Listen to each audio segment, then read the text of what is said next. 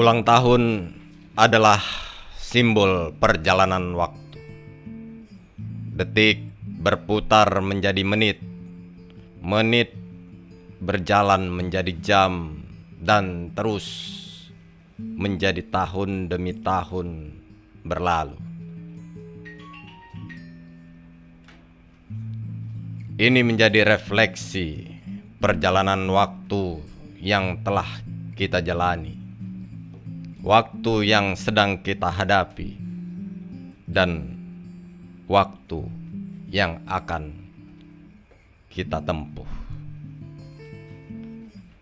Begitulah Tengku Agus Haidir melambangkan sebuah kata ulang tahun dalam 5 kisah yang dirangkum dalam sebuah omnibus. Ada cerita seorang anak yang merindukan ibunya. Ada pula cerita Anamira yang ingin digugat cerai suaminya. Ada cerita Sela Marlena yang bimbang dalam kesepiannya. Ada cerita seorang yang tak berhenti menitiskan air mata ketika melihat pertunjukan pendendang buta. Dan yang terakhir, kisah Tuan Baron yang berupaya memperbaiki masa lalunya. Semuanya terangkum dalam satu benang merah ulang tahun yang dihadapi dengan caranya sendiri-sendiri. Baiklah, Tribuners, inilah dia ulang tahun dalam 5 kisah. Selamat menyaksikan. Menelepon ibu. Sejak kecil, hampir setiap malam menjelang tidur ia mendengar cerita dari ibu. Kisah petualangan kakak beradik Hans dan Gretel, perjalanan ugal-ugalan Huckleberry Finn dan Tom Sawyer, pangeran kecil yang terdampar di tengah padang pasir, Aladin dan lampu ajaibnya yang berisi jin, dan masih banyak lagi. Ia bahkan tidak bisa mengingatnya lagi satu persatu. Namun ada satu kisah yang melekat terus dalam kepalanya. Kisah tentang surga. Tentang wanginya yang semerbak. Menurut ibu, jikapun seluruh parfum paling wangi di dunia digabungkan, tidak akan bisa menyamai wangi surga. 1/1000-nya pun tidak. Ia menyukai 2 parfum dan memakainya secara bergantian. Daisy dari Marc Jacobs untuk aktivitas keseharian, dan Le Jour se Leve dari Louis Vuitton saat menghadiri jamuan-jamuan khusus di malam hari. Wanginya segar, elegan, dan tahan lama. Namun tentu saja wangian produksi Marc Jacobs dan Louis Vuitton juga Lancôme, Miu Miu, atau Versace sama sekali bukan imbang wangi bikinan Tuhan. Apalagi luasnya yang setara semesta, langit yang berlapis berikut galaksi-galaksinya, sungai susu yang mengalir tiada henti, sungai arak yang lezat dan tak memabukkan, makanan serba lezat dan tak pernah habis, perhiasan-perhiasan serba indah, bahkan piring dan gelasnya terbuat dari emas paling murni. Pendeknya, kehidupan abadi. Kebahagiaan yang abadi, dan ia sungguh sangat percaya. Ibu sekarang berada di sana. Ia percaya Tuhan Maha Adil. Ia percaya, sepenuhnya percaya, setelah menjalani kehidupan yang sengsara di dunia, Tuhan akan mengganjar ibu dengan surga. Persoalannya, di surga tidak ada telepon genggam. Tidak ada koneksi telekomunikasi dan internet. Sebab jika ada, ia ingin menelepon ibu. Ia ingin berbalas-balasan pesan. Ia rindu. Benar-benar rindu. perasaan yang tak sempat ia tuntaskan dan memunculkan penyesalan yang selalu menerornya sampai sekarang. Kenapa ia dulu begitu egois? Kenapa di saat-saat ibu membutuhkan kehadirannya ia malah menyingkir? Ia meninggalkan ibu. Dengan berbagai macam alasan ia memilih berlama-lama di luar rumah. Kadang sampai berhari-hari menginap di rumah tante. Memang, di antara semua keponakan tante, adik ibu, ia yang paling disayang. Termasuk dari anak-anak saudara-saudara ibu yang lain. Konon, tante yang tidak memiliki anak dari pernikahannya sempat meminta dirinya pada ibu. Namun, waktu itu pernikahan tante dan om sudah berlangsung lebih dari 10 tahun dan belum ada tanda-tanda dia bakal mengandung.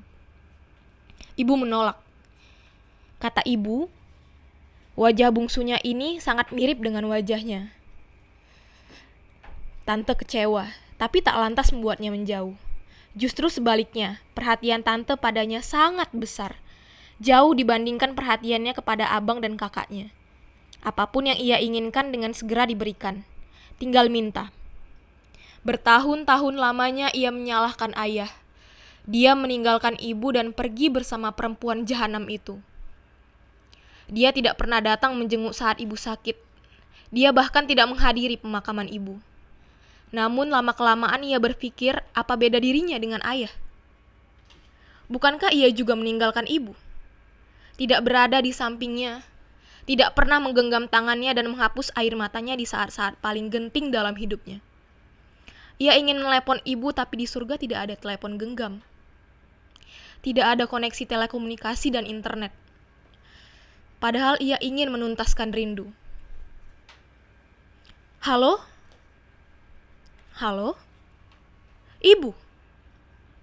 Ibu siapa? Ayah kemarin kirim pesan, Bu. Ayah siapa? Kata ayah dia berulang tahun. Ayah minta maaf dan ingin ibu aku datang. Hai, siapa ini? Bagaimana menurut ibu? Hei, Anda salah sambung. Salah sambung? Ini bukan surga. Gila. Tut, tut, tut. Gila, sinting, bengak, sedeng, dan entah sebutan apa lagi menjadi kata maki yang makin akrab di telinganya akhir-akhir ini. Kadang ia berpikir, apakah jangan-jangan para pemakinya benar? Jangan-jangan ia memang sudah kehilangan kewarasan. Persiapan akhir pemberian kejutan. Disebut arisan, tidak terlalu mirip arisan.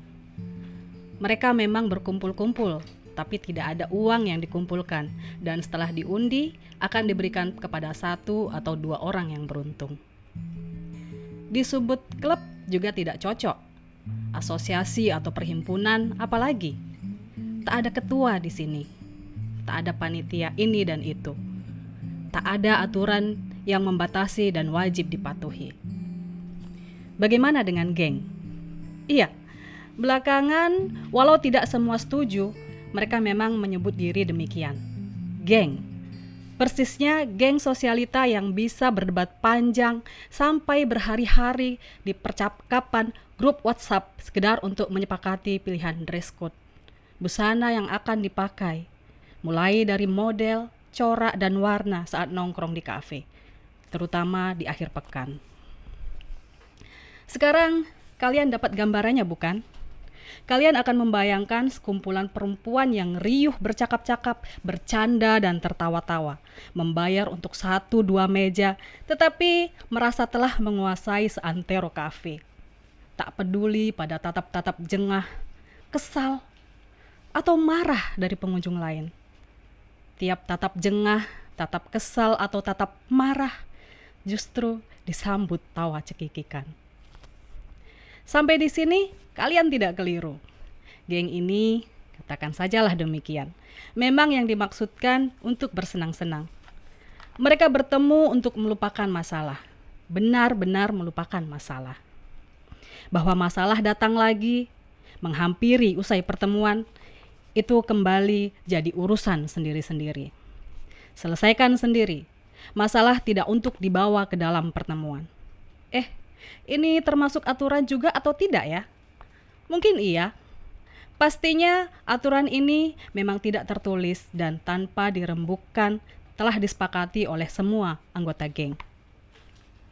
Namun, semua berubah sejak kedatangan Anamira. Seperti anggota geng lain, dia juga bukan perempuan pertama dalam keluarga. Dia istri kedua seorang konglomerat yang dinikahi secara siri. Setelah istri pertama sang konglomerat meninggal, statusnya tidak berubah. Memang ia kemudian jadi satu-satunya istri, tetapi pernikahan mereka tetap siri. Mesti kalau dibilang perempuan rahasia tidak lagi tepat, karena toh sejak awal semua anggota keluarga konglomerat tersebut, termasuk ketiga anaknya, mengetahui keberadaan dia. Anamira tetap saja menjadi bayang-bayang. Negara tidak mendokumentasikan pernikahannya. Meski dari pernikahan ini yang telah berlangsung selama kurang lebih 18 tahun, ia telah melahirkan 2 anak. Keduanya laki-laki. Suamiku mau menceraikan aku, katanya suatu hari. Loh, kenapa Mbak? Suami Mbak mau kawin lagi? Kan enggak masalah kalau dia mau kawin lagi. Hitung-hitung Mbak sekarang jadi istri pertama, kata Mariati. Di geng ini Mariati berusia paling tua. Walau tidak pernah dipilih secara de facto, anggota lain sepakat menganggapnya sebagai ketua. Anamira menggelengkan kepala. Bukan itu, ada alasan lain. Tapi aku belum dengar langsung dari dia. Loh, bagaimana sih? Aku dengar dari orang dekatnya Mbak. Orang dekat, semacam orang kepercayaan. Selain aku, dialah yang paling dekat dengan suamiku. Masih terhitung keponakan jauh. Sudah ikut suamiku jauh sebelum kami menikah. Mungkin sudah 30 tahunan. Sejak dia menamatkan SMA, sekarang dia punya perusahaan sendiri. Tapi suamiku masih mempercayakan sejumlah perusahaan dan asetnya sama dia. Oh, begitu. Menurut orang kepercayaannya itu, suamiku ingin sebelum dia benar-benar melepasku, aku sudah mendapatkan penggantinya. Dan dia ingin penggantinya itu lebih baik, atau paling tidak setara dengan dia. Suamiku tidak mau setelah bercerai, aku hidup sengsara. Keceriwisan celoteh gelak tawa yang tadinya bersahutan, saling sela menyela, mendadak terhenti. Kalian tahu, inilah kali pertama terjadi sepanjang geng dibentuk. Dalam kebisuan masing-masing, tiap anggota geng menatap Anamira. Namun lagi-lagi hanya Mariati yang bertanya. Jadi sebenarnya apa alasan suami Mbak Mira? Anamira menghempas nafas. Air mukanya keruh. Suamiku bilang ia ingin melewati masa-masa akhir hidupnya bersama anak-anaknya yang selama hampir 18 tahun ini dia tinggalkan. Dia ingin anak-anaknya itu memaafkannya. Jadi, apa yang akan Mbak Mira lakukan? Mbak menurut saja. Anamira tergelak. Apa bisa aku menolak? Anamira bilang, ia sudah pasrah dan alih-alih bersikeras, apalagi menggugat, bilangnya. Dia justru memilih untuk memberikan kesan baik, tidak hanya pada suaminya, tapi juga anak-anak suaminya. Aku tidak ingin dianggap sebagai pembunuh ibu mereka. Caranya bagaimana, Mbak? Tanya Sandra menyeletuk. Di antara anggota geng, Sandra merupakan anggota termuda, belum genap 30 tahun, dan belum menikah. Namun reputasinya dalam hal menaklukkan laki-laki, terutama yang bersuami, diakui oleh semua anggota geng. Celetukan Sandra menerbitkan sesungging senyum di bibir Anamira. Menurut orang kepercayaan suamiku, dia akan memberitahu perihal rencananya menceraikan aku pada hari ulang tahunnya. Dia membuat pesta kecil dan mengundang anak-anaknya. Dia barangkali mengira apa yang dilakukannya akan jadi kejutan bagiku. Dia keliru, sebab justru aku yang akan memberikannya kejutan. Kejutanku jauh lebih berbobot. Kejutan apa, Mbak? aku akan membawa dan mengenalkan penggantinya, calon suamiku yang baru. Gumam-gumam tak jelas seketika membuncah, seperti suara kepak sayap kawanan lebah.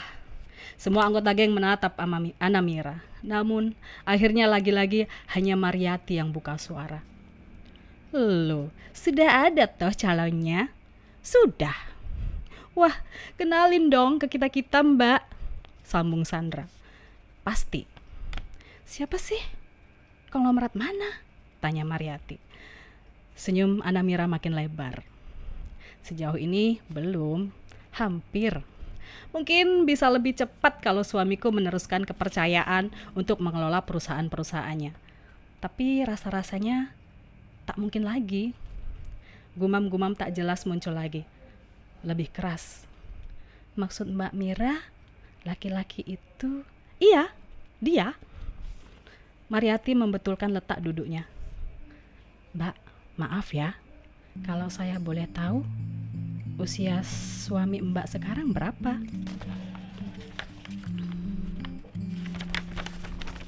Anamira menyebutkan sederet angka. Mariati meneruskan tanya. Mbak yakin jantungnya kuat? Anamira tersenyum. Mudah-mudahan.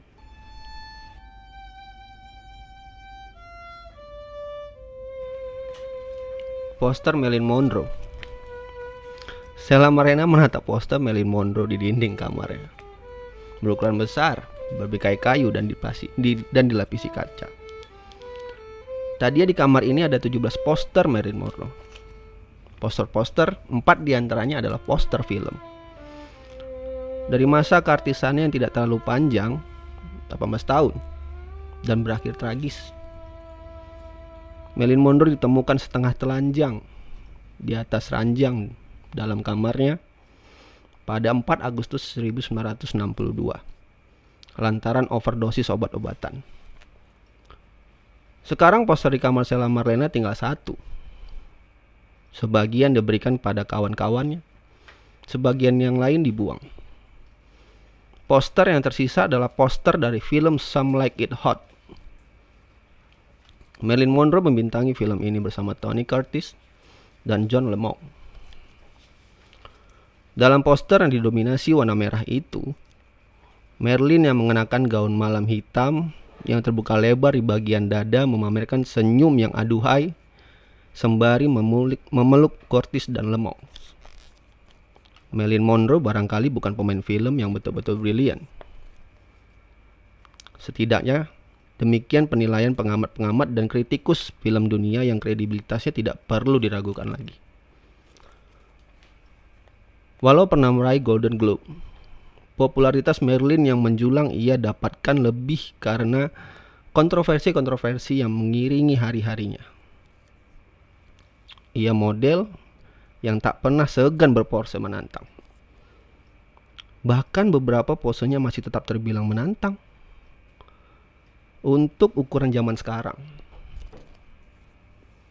Satu yang paling terkenal adalah posenya dalam film The 7 Year Itch. Marilyn yang mengenakan gaun putih longgar berjalan di peron kereta api bawah tanah, dan saat melewati parit entah bagaimana angin berembus dan membuat gaun tersebut terangkat. Sheila Marlena terus saja pernah punya poster ini. Sebagai pengamat dan kritikus menuding modal terbesar Marilyn Monroe bukanlah kekuatan akting, melainkan kecantikannya. Dia memang cantik, bahkan boleh dibilang sangat cantik. Dia seksi, dan dia disebut-sebut terlibat dalam banyak affairs dengan laki-laki sohor pada masa itu, termasuk John F. Kennedy, Presiden Amerika Serikat yang muda dan tampan dan tewas ditembak kurang lebih setahun setelah kematian Marilyn Monroe.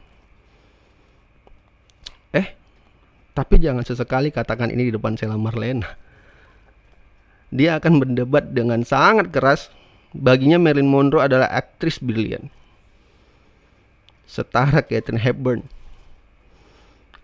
Brilian atau tidak bukan diukur lewat banyaknya penghargaan, katanya selalu.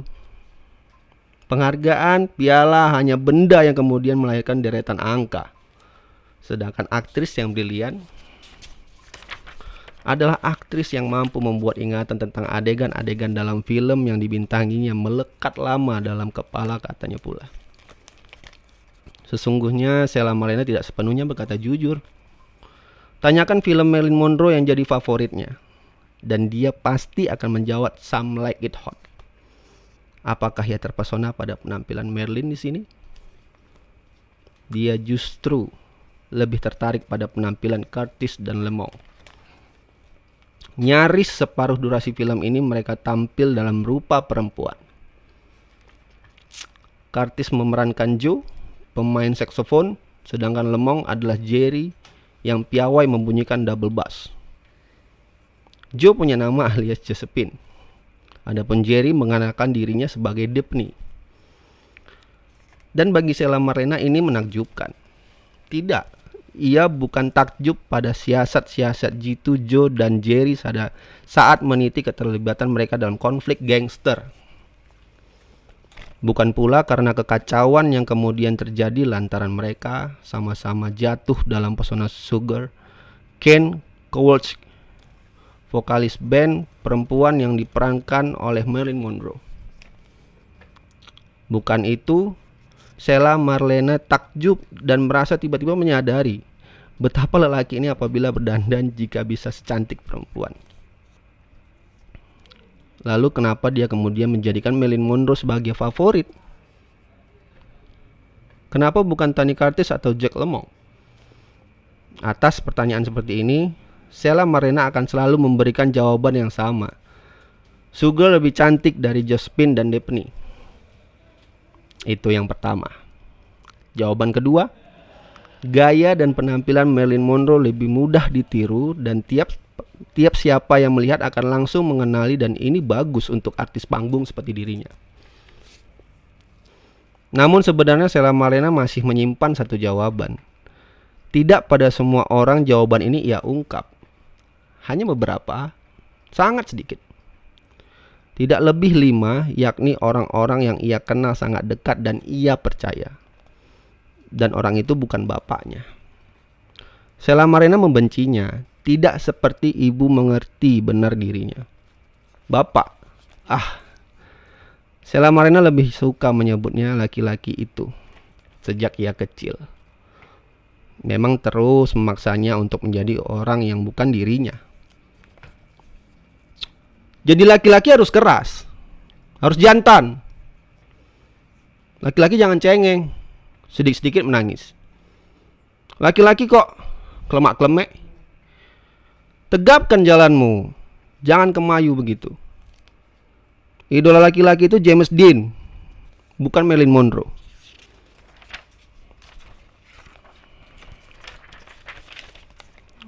Kalimat-kalimat ini entah bagaimana sekarang terngiang lagi di telinganya, melesat-lesat dalam kepalanya, dan dirasakannya menusuk-nusuk batok kepalanya. Sakit sekali.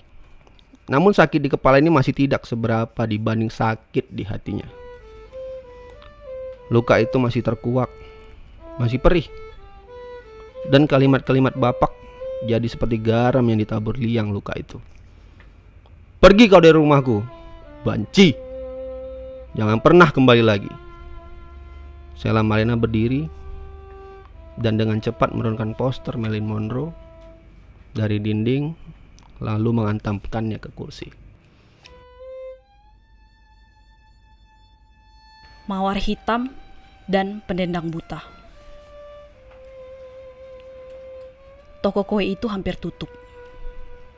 Mademoiselle Camelia, seorang rekan di perusahaan tempatku bekerja dulu, merekomendasikannya. Ini cabang toko kue dari Perancis katanya. Benarkah? Setauku, Mademoiselle Camelia adalah merek yang mengeluarkan champagne premium. Juga produk Chanel.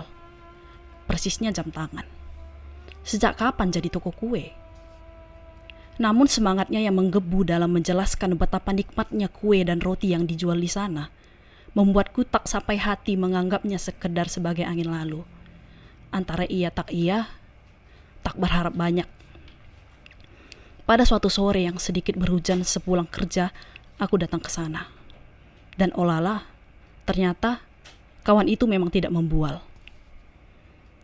Barangkali ia keliru soal Perancis. Sama sekali tak kutemui jejak Perancis di sana. Tidak ada croissant, tidak ada macarons, eclair, dan millefeuilles. Bahkan tidak ada bocuse. Perancis apaan? Toko ini murni toko kue lokal dengan semena-mena mencamplok nama Mademoiselle Camélia. Tetapi dia akurat tentang cita rasa. Kue dan rotinya memang luar biasa. Namun, bukan semata karena keistimewaan ini yang membuatku memutuskan jadi langganan Mademoiselle Camélia. Kue dan roti kukira, seberapapun dahsyat cita rasanya, tidak akan cukup kuat menyeret langkahku untuk datang saban hari. Ya, sejak sore berhujan itu, aku datang tiap hari. Membeli kadang kue, kadang roti. Aku hanya absen ketika kebetulan sedang sakit atau ditugaskan oleh kantor keluar kota. Pertanyaannya, jika bukan cita rasa, lalu apa?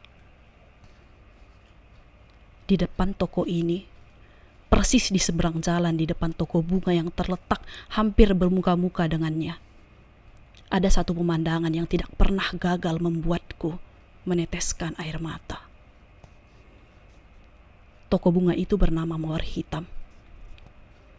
Aku pernah membaca satu artikel bahwa sesungguhnya mawar berwarna hitam tidak pernah benar-benar ada. Mawar yang disebut hitam sesungguhnya hanya mawar merah kotor yang gelap atau ungu gelap hingga tampak kehitam-hitaman. Namun, artikel lain menyebut sebaliknya. Mawar hitam bukan mitos. Memang ada mawar hitam yang kelopaknya sungguh-sungguh berwarna hitam seperti tinta. Mawar ini tumbuh di Helvetii, satu desa kecil di sebelah timur Turki yang hanya mekar di musim semi. Apakah toko bunga ini juga menjual mawar hitam? Atau sekedar asal caplok saja seperti Mademoiselle Camélia? Aku tak tahu dan tak pernah mencoba mencari tahu. Karena memang itu tidak penting bagiku. Bagiku yang penting adalah pemandangan di depannya. Seorang lelaki setengah baya bertubuh gempal dengan kaki satu, dan seorang perempuan muda berambut panjang yang selalu dikepang. Mereka pengamen. Yang laki-laki memainkan gitar, yang perempuan duduk di kayu dari peti jeruk, memukul-mukulkan kerinci sambil menyanyi. Kadangkala ia meniup harmonika. Aku sudah melihat mereka sejak pertama kali datang ke Mademoiselle Camélia. Tapi, baru pada kedatangan 11, aku baru tahu perempuan itu buta. Pegawai toko Mademoiselle Camélia menceritakan kisah mereka padaku. Cerita yang barangkali akan mengharukan bagi orang lain. Bagiku tidak. Aku punya kisah sedih sendiri. Dan sampai hari ini, kukira belum ada yang dapat menyamainya. Namun, pemandangan yang kulihat di depan toko bunga mawar hitam itu selalu berhasil menerbitkan air mataku. Pemandangan tatkala perempuan pedendang yang buta itu mengangkat tangannya, meraba-raba, dan laki-laki gembal berkaki satu itu cepat-cepat meletakkan gitarnya. Lalu dengan tergopoh, dengan kruk diselipkan di ketiak, melangkah terpincang-pincang menghampiri perempuan itu, lalu meraih tangannya. Pemandangan yang barangkali biasa bagi orang lain tapi tidak bagiku. Pemandangan itu melemparkanku pada kenangan yang walaupun manis, sesungguhnya tak pernah ingin kuingat-ingat lagi. Sebab setelah manisnya yang menenteramkan, datanglah rasa pahit yang durjana. Aku tidak mengerti kenapa perubahan bisa terjadi begitu cepat. Ayah kehilangan kemersaannya. Ibu mulai sering membalas hardikan ayah. Adikku yang laki-laki diam-diam membeli lipstik dan mengumpulkan kertas koran di balik singletnya. Sedangkan adikku yang bungsu, perempuan, lebih suka menginap di rumah tante, adik ibu. Aku memilih untuk mendekam di kamar. Lalu ayah makin sering marah-marah. Ia menampar adik yang mulai rutin mengenakan long dress dan wig blonde seperti rambut Marilyn Monroe. Lalu ia mengusir adik. Dan dia sendiri pun kemudian pergi. Kami tahu kemana ia pergi. Kami juga tahu siapa perempuan itu. Dia sering datang ke rumah. Dia anak teman ibu.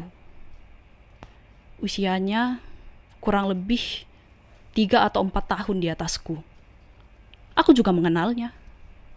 Bahkan beberapa kali kami sempat jalan bareng. Aku memanggilnya kakak. Lalu ibu sakit. Makin lama, makin parah dan akhirnya meninggal dunia. Kami memakamkannya tanpa kehadiran ayah. Beberapa hari setelahnya, kami dengar persis bahwa persis pada hari kematian ibu, ayah dan istri barunya sedang menanti kelahiran anak mereka. Setelahnya, kekecauan makin menjadi. Adikku yang bungsu memutuskan untuk seterusnya tinggal di rumah tante. Aku makin jauh mendekam di kamarku. Aku malas bertemu dengan orang-orang.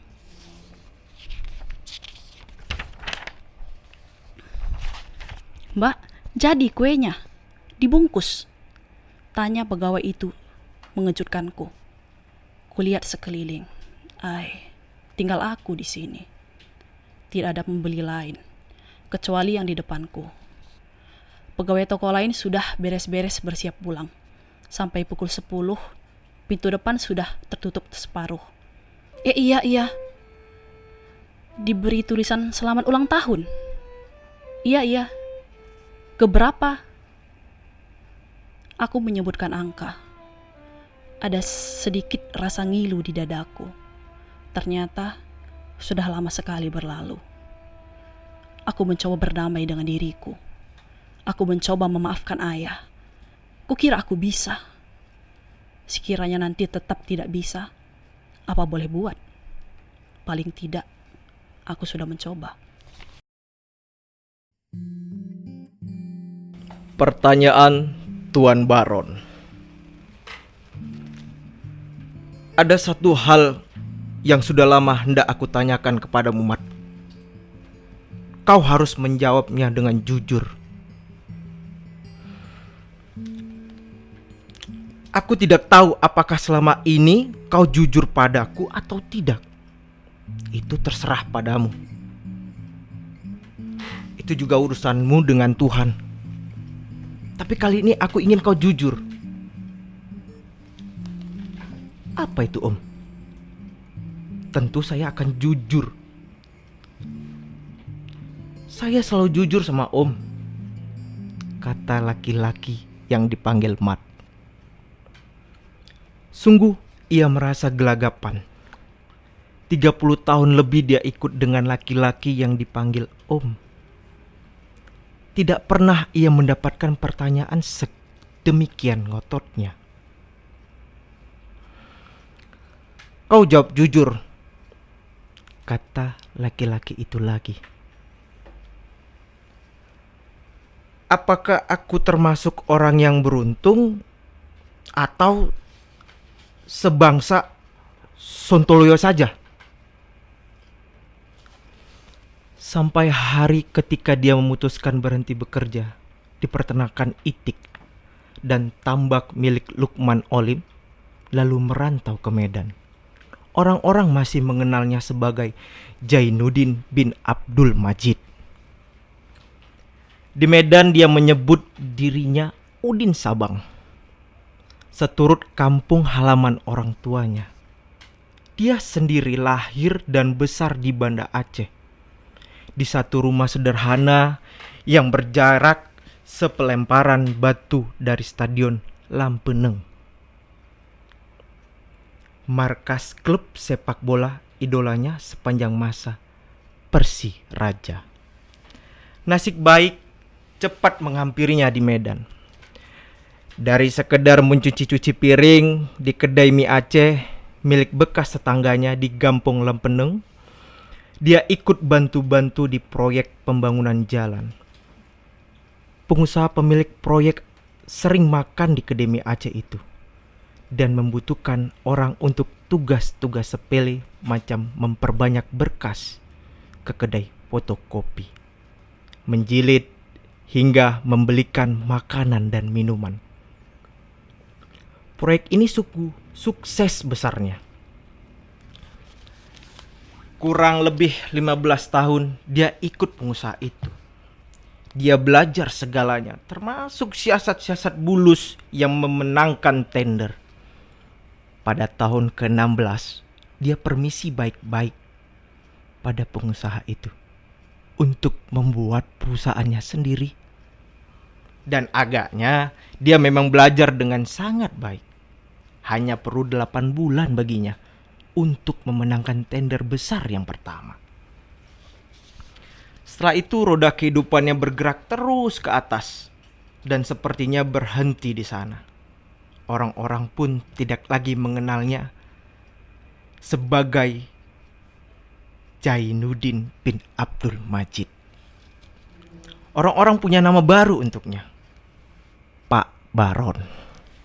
Satu nama yang berangkat dari Sinamauka atau Little Missy, telenovela Brasil yang tayang di TVRI pada akhir 1980-an. Kolonel Ferrari alias Tuan Baron dari arah Runa.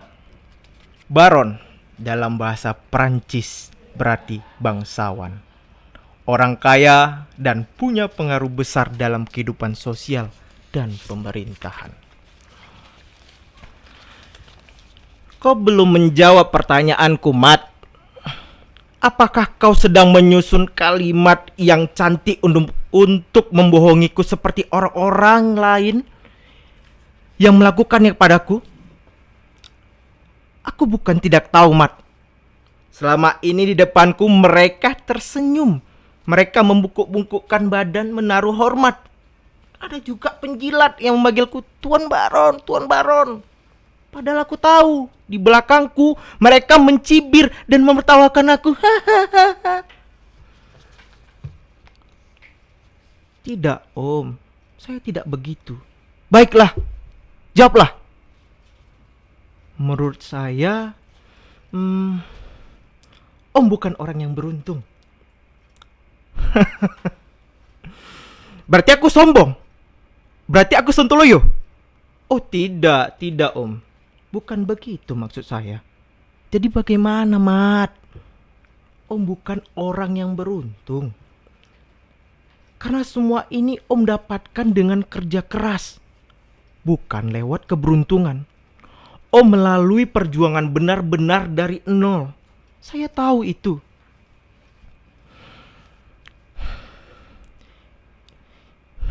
Makin pandai kau sekarang ya, Mat. Tidak salah aku mempercayakan perusahaan-perusahaanku padamu. Tapi bukan jawaban itu yang aku ingin dengar. Aku tak bertanya soal bisnisku. Tak ada semua ini. Harta, dunia tak dibawa mati. Yang dibawa mati, amal kita di dunia, Mat. Juga doa dari orang-orang yang kita sayangi. Laki-laki yang dipanggil Mat tidak segera menjawab. Ia mulai menangkap kemana arah bicara laki-laki yang disebutnya sebagai Om. Kau tahu, Mat, aku beristri 2. Sekarang 1. Tapi sempat 2. Dan pernikahanku yang kedua membawa kehancuran bagi rumah tanggaku yang pertama. Istriku meninggal dunia. Anak-anakku menganggap istriku keduaku biang kerok kematian ibu mereka. Ketiga anakku memunusiku, Mat. Sampai sekarang. Padahal sudah berlalu hampir 18 tahun, Mat. Ya, Om. saya mendengarkan. Aku sudah tua, Mat. Usiaku sudah jauh lebih panjang dari usia Rasulullah. Aku sudah mendapatkan bonus. Semua orang-orang pasti menilai aku sebagai orang beruntung. Bisnisku tak turun-turun. Hartaku berlimpah. Namun siapa yang menikmatinya? Ya, ada 2 anakku. Tapi 3 anakku yang lain tidak. Aku kira aku sama sekali bukan orang yang beruntung, Mat. Aku sontoloyo, Mat. Laki-laki tua sontoloyo. Saya... Sudah, Mat. Kau tak perlu menjawabnya lagi. Jadi bagaimana, Om? Laki-laki itu mengempas napas. Aku sudah pernah menyampaikan ini padamu, Mat. Aku akan menceraikan istri keduaku. Namun aku tentu akan tetap bertanggung jawab. Aku akan membiayai anak-anakku sampai mereka nanti bisa mandiri.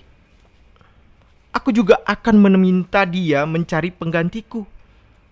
Kalau bisa, yang sekaya aku. Supaya dia tidak hidup susah. Andai kata dia mendapatkan yang tidak kaya, tapi dia cinta, jangan segan untuk meminta dariku. Suami barunya akan kumodali. Tinggal sebutkan aja angkanya. Anak-anak Om, bagaimana? Sekali lagi laki-laki itu mengempas napasnya. Lebih berat dari yang pertama. Aku sudah mengirimkan pesan kepada mereka. Tidak ada yang membalas. Meski pesan-pesan itu sudah mereka terima dan mereka baca. Om akan meneruskan rencana. Iya, sudah kepalang tanggung. Cuma ada satu yang masih mengganggu pikiranku. Apa itu, Om? Istri keduaku. Apakah dia akan siap mendengarnya? Apakah jantungnya kuat? Laki-laki yang dipanggil Mat tidak segera menjawab. Ia memalingkan wajahnya, menatap poster Marilyn Monroe berukuran besar di dinding yang entah sejak kapan mulai tergantung di sana. Lalu berkata, mudah-mudahan. Namun laki-laki yang dipanggil Om itu tidak mendengarnya. Terima kasih. Itulah persembahan kami dalam kisah kita. Karya T. Agus Haidir. Lahir di Bima, Nusa Tenggara Barat, Agus Haidir telah melahirkan puluhan cerpen yang telah diterbitkan di berbagai media cetak maupun daring di Nusantara ini. Lelaki ini sekarang masih bekerja sebagai wartawan. Sesekali melukis, membuat desain grafis, bermain musik, membuat sketsa, dan tentunya bermain sepak bola. Oke, Tribuners, sekian dulu kisah kita episode kali ini. Terima kasih.